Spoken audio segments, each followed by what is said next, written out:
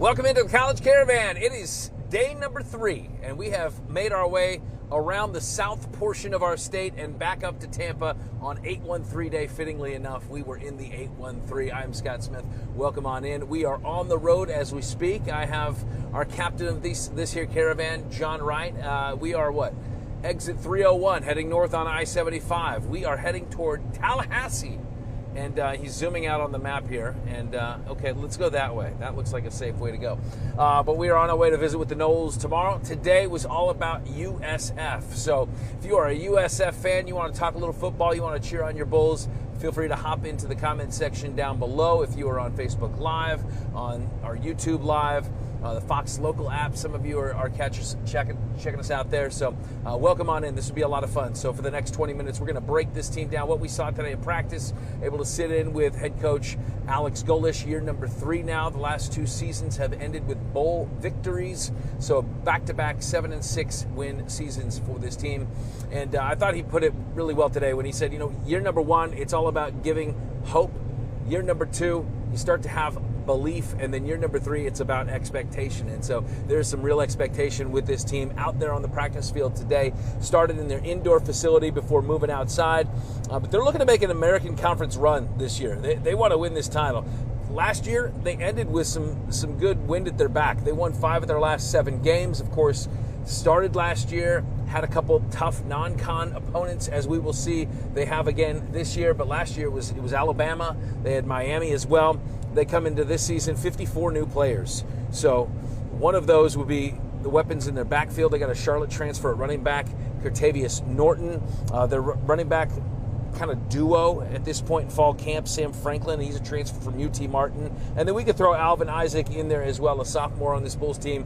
They should be the guys that are toting the rock, so a lot of promise there. But number 17 is the guy that stirs the drink, quarterback Byrum Brown, and he is back for his 4th season. They are ready to roll for 2025. Hard to believe it's already year number 3 for head coach Alex Golesh, and they've come a long way. When you take over a program that hadn't had success recently, I think that first year there's a sense of hope, and as much as you try to instill belief, I think the guys are kind of, the players, even staff, trying to figure out, man, is this really going to work? You go into year 2 and there's a real belief, especially when you have some success in year 1, and now in year 3, there's real expectations, and I think there's a true expectation to go win. I think that's probably the biggest difference going into year 3 is you're coaching a lot less of this is how we do things and more the high level of football that you're trying to play. Change on the roster, 54 new players on the team. What are the position groups that you think are poised for kind of the biggest leaps here in 2025? Yeah, I think a huge investment was made in the defensive line. We feel like we had some good young guys. We didn't have the depth or the experience. So I think that position I'm really excited about. Not just added numbers, but added a ton of experience. And a ton of experience that's played high-level football. Really excited about the receiver group. I feel like for 2 years we've kind of made it work, and we haven't had a group of a 2 deep of guys that were true playmakers, play to play. I feel like we invested greatly there. Those 2 position groups, I feel like the explosiveness from the wideout position and the ability to stop the run and rush the passer up front, I think is what's going to help us make the biggest leap. Well, let's start with those 2 position groups, because you miss a guy that meant so much to your program in Sean Atkins. So who are the guys that you are specifically looking to kind of take that mantle and run with it? Yeah, Keyshawn Singleton comes back. He started the last half of the year last year and was as productive as any receiver in the country, kind of came into his own. And we're excited for him to kind of pick up where he left off and hold down the one side. Brought in Chaz Nimrod from Tennessee, and Chaz was uber productive there for 2 years and needed a change for a lot of different reasons, needed a change, and he has got that top end speed that we've really been missing, and the ability to go get the football. And then you talk about the slot position, and Josh Porter comes back. He played a ton as a freshman a year ago, and we went and got Mudia Rubin, who had an up and down career at Stanford, got hurt last year, is a complete freak of nature. He's that big slot that we really haven't had in the offense. And he's really come into his own. He's comfortable, he's happy, he's excited. Graduated from Stanford in 3 years, so the assumption is he's figured it out in terms of playbook standpoint. And then you got a mix of Jaquan Smith and these young guys that got here, these freshmen with Corey Pettigrew and Jeremiah Koger and Christian Neptune, this infusion of young guys, and they're watching guys that are veterans go through this and have figured it out really, really quickly. So that Chaz Mudia coming in has really increased the competition level in that room, but I'm excited about that crew going into the year. For Byrum, big year expected ahead. I'm sure you want every situation, good or bad, to kind of build, right? You want to pull positives. How do you think the frustrations from last year for him are going to translate on the field this year in his senior season? Yeah, anytime you get football taken away from you, you kind of reflect on everything. It's kind of like when you lose something, you realize how important it is. What I give Byrum credit for is he's never felt sorry for himself, never said, woe is me. The day after the injury came in, like nothing was wrong, and prepared for every game exactly the same. I think for him, this greater level of understanding of the offense, greater level of understanding of the team, what it is now to be an older guy and what it is to have expectations put on you. He's had a phenomenal camp. He's really taken it in stride. He's worked a ton. Again, you get something taken away, you have time to reflect, taking a ton of time to really perfect his game. He's throwing it the best he's ever thrown it. He's got command of the offense, the best he's ever had command of the offense, and looks like a veteran guy right now. So some encouraging words from the head coach as they look to Byrum Brown in 2025 to help lead this team to that next step where this program is trying to go. He is named to the Walter Camp preseason watch list. As you heard from Coach, fully healthy.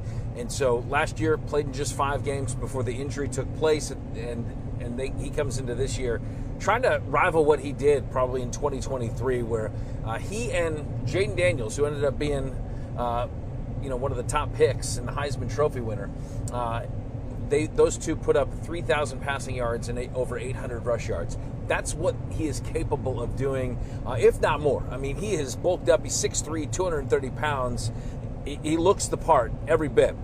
So he is full go, feeling 100% healthy in this fall camp, and says the frustration of last year, it's actually helped him to become a better quarterback here in year number 4.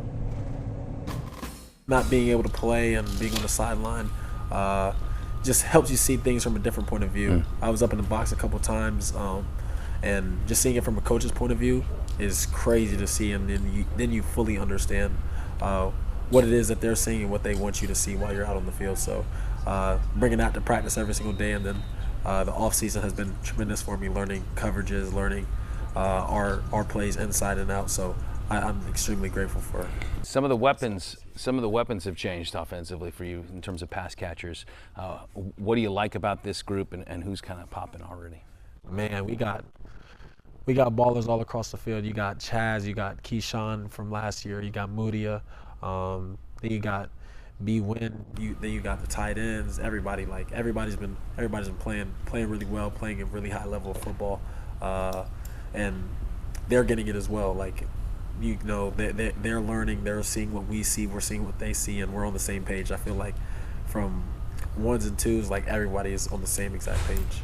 You guys have one of the first games of the college football slate, and you start the season with a bang. And I know that in years past, you've had Bama the last 2 years, you've had Miami in there last year as well. What have playing against those power conference teams early in the season kind of how's it helped you? Is it going to give you some experience, kind of what to expect this year? For sure. We're eager and excited. We know what to expect. But then again, it just comes down to playing our brand of football. We're going to be fast, we're going to be physical, and we're going to focus on the little details that help you win games in the end. I'm sure you got big goals for this year. How does this season end if it goes according to Byrum Brown? The season ends with the conference championship and 12-team playoff and win the Natty. I mean, that's the goal of everyone playing college football at the moment. So that's our goal, but we're going to take it one game at a time and one day at a time. Good stuff, man. Appreciate you. Let's take a look at the numbers. And this is Byrum Brown's 2024 season. Of course, it was cut short due to injury, but just 836 passing yards and 269 yards on 68 carries, 3 touchdowns. Again, you can stretch that out, extrapolate what could have been, but in 2025, he's going to try to make that a reality. And you can see in that video, I mean, he is healthy, he's ready to go, and he's packed on some muscle as well. So offensively, strong, good to go. Byrum Brown at the helm. Defensively, they bring back some veterans, and this is key for this team. They got guys like Jalen Schuler, Mac Harris, Taven Ward, Deshaun Rucker. There are guys on this defense that have veteran experience that they feel is going to help Todd Orlando's bunch be a little bit better than they were last year. And if both of these things can be in tandem, an improved defense, Byrum Brown leading that offense, man, big things could be coming for this team. You talk about big things, man, it's hard to look past what's going on campus, because right beyond the practice field where they were out there today is all the construction that is being taking place right now, and they are looking ahead to 2027. We've seen the renderings of the on-campus stadium, a $350 million state-of-the-art stadium with football operations center in there that is going to be the envy of the nation. And I wanted to get the guys' perspective, because they see this as they're out on the practice field every day, and it's a little bit of motivation. And for a guy like Byrum Brown, you know, he helps lay the foundation for what is possible. This has been a long-held dream for Bull alums, and they have been wanting to see this.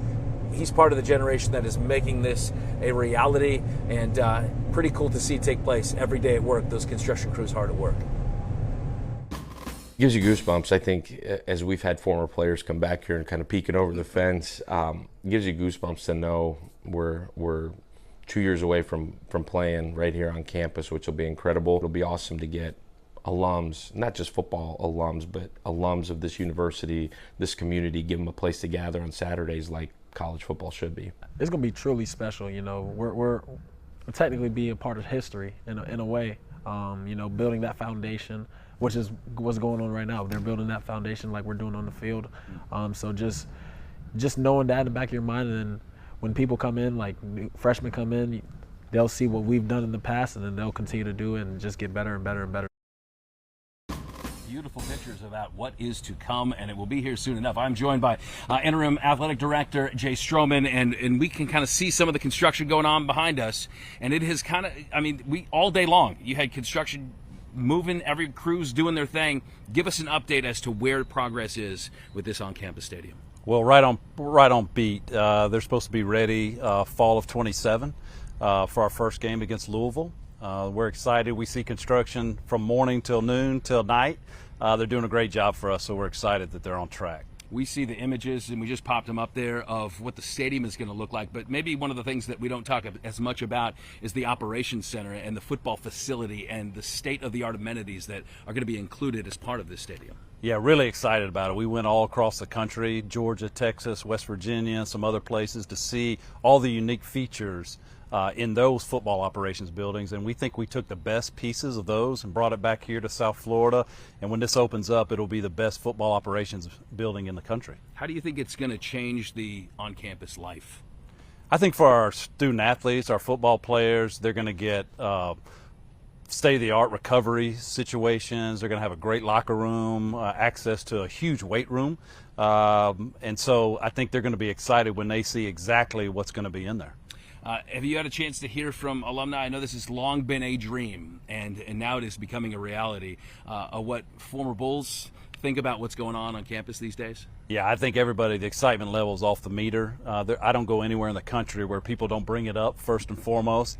The excitement level, they're always, when can we be there? They think it's going to be here next year. It's actually a little less than 2 years away, but the excitement level's off the charts for Bulls Nation. We got these poles in the ground. When does the concrete get poured? Pretty soon. I think I ask that question every day, but you can see it's coming up vertically out of the ground. There's a lot of dirt being moved, and so we're on time, we're on budget, and we're excited about what this is going to mean for the university. Good stuff. We're all excited. Jay Stroman, interim athletic director for your Bulls. Yeah, they have come a long way, and they are more than moving dirt. I mean, we were out here a few weeks back, and they had just kind of cleared the debris, cleared the brush, and and now they have actual structure in the ground. So they are moving things along, and it's going to be fun to see this whole thing kind of come into actual reality. Meanwhile, what is also being built is the season ahead, and the construction of this schedule is, boy, I tell you what, they are not pulling any punches with the opponents the first 3 games of the season. They have 3 top 25 preseason ranked opponents. Boise State right out of the gates. That one at home, and that was going to be one of your first football games of the college football season, a Thursday night tilt. And then it's on the road. They kind of do a little mini caravan. They're going to be heading up to Gainesville, where they take on the Gators, a rising Gators squad, and then again on the road as they head down to Coral Gables to visit Mario Cristobal and those Miami Hurricanes, a team that is 10th ranked in the preseason poll. And then they have an FCS opponent, a team that is actually pretty good in FCS. They finished, I believe, with 8 straight wins last year, and that would be South Carolina State. Then they jump into American Conference play. You have Charlotte in there, at North Texas, FAU, at Memphis, UTSA, a Navy team on the road that's a tough squad, at UAB, and then they finish up against Rice. Perhaps a revenge game for this Bulls team. So how's it all going to shake out? You know, I look at this, and even if you say those top 3 games, they don't pick up the victory, I still think that there is a case to be made that this team, schedule-wise, record-wise, could be better than last year. You know, I could see them, even if they drop the first 3, going on a 4-game win streak, and then now you got a winning record, moving into the heart of your conference action. You know, Memphis is going to be a tough opponent, as is UTSA and Navy. Those are the 3 toss-up games I have in there. But I look at this team, I'm saying 8, potentially 9 wins, even if they struggle in the first. But look out, that Boise State one could be tricky at home. It's going to be an adjustment for Boise State coming in here and playing in that heat. But wanted to talk to the head coach about it, right? Because they've scheduled now Alabama and Miami in the last couple of seasons, so they are now familiar with taking on those power conference teams. What's awesome about playing a top 25 team week 1 is going back to January, man, you want to take a day off? You want to relax for a minute? The one thing you know is Boise, from a culture standpoint, from what they've done for years now, those guys work, and it's going to be a physical and violent football game. And then you go to Florida, you go to Miami. What our guys have shown over the last couple of years is they'll play anybody at any point, and we'll play harder than anybody in the country. It's the ability to execute and finish in the fourth quarter that we've come up short. I think anybody that's a competitor, that's what you want to do. You want to play the best teams in the country, and you want to go compete with the best teams in the country and see where you fall at the end of it.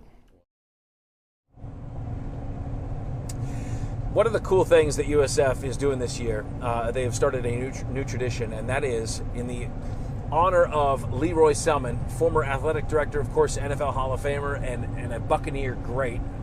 They have actually picked a defensive lineman that they're going to honor each year to wear the number 63. That was Leroy Selman's number. And the standard is high, right? So there's all these intangibles that this player needs to embody. They have to be engaged in the community, the service, as well as have athletic achievement too. And they have found that in a Texas A&M transfer defensive tackle, Josh Seliskar. So integrity, leadership, athletic achievement, academic excellence, service to others. Josh checks all those boxes. He is a child of Haitian-born parents that have taught him hard work. He's also a husband and a young father. Alex Golesh coached him at UCF, in fact, and their paths crossed there. But Josh, high character guy, says he's honored. Doesn't really care what number he wears, but knowing the history now to what number 63 means to this community, he is honored to wear it. So he's another one to watch in this upcoming season as he looks to not only wear that number proudly, but help this defense and help this team take the next step. So what is the next step for us? Well, we are on our way to Tallahassee. So we still have 3 hours and 26 minutes to go, give or take maybe a stop here or there along the way. But we're going to visit with Mike Norvell and the FSU Seminoles. They are looking to bounce back in a big way in 2025. We round out the College Caravan Friday in Gainesville at the Swamp, where we catch up with Billy Napier and company. As we look outside the front dash of this here Caravan, let's give you a view. How about this? We got a little semi in front of us. What's behind us? Not a lot of cars. We are driving the speed limit. I can vouch for that. It has been a lot of fun on this Caravan so far, and we are about halfway through. And we're going to carry this thing on as we round it out. We still have 200 miles to go before we reach Tally. Thank you for checking in on the College Caravan. We'll see you back here tomorrow.